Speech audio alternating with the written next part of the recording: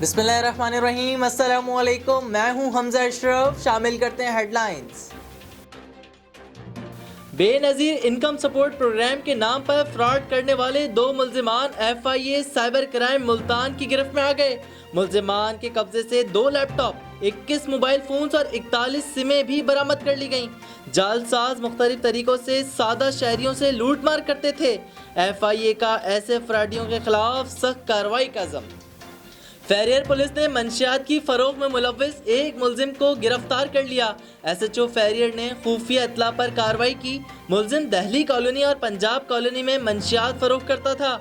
मुलजिम के खिलाफ मजीद तफ्तीश जारी। मुलजिम के खिलाफ मुकदमा भी दर्ज कर लिया गया। कराची सुपर हाईवे पर मुसाफिर वैन में आग लग गई, 8 अफराद जान से गए, मुतादिद जख्मी, हलाकतों में इजाफे का खदशा। टायर रॉड टूटने से वैन उलट गई, जिसकी वजह से आग लग गई।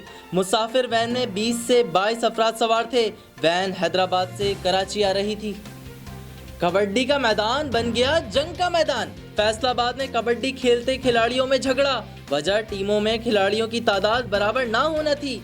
लड़ाई में दोनों टीमों के खिलाड़ियों और कोच जख्मी। पुलिस खामोश तमाशाई बनी रही। फिलहाल इतना ही। मजीद खबरों और अपडेट्स के लिए विजिट करें हमारी वेबसाइट csnlive.tv।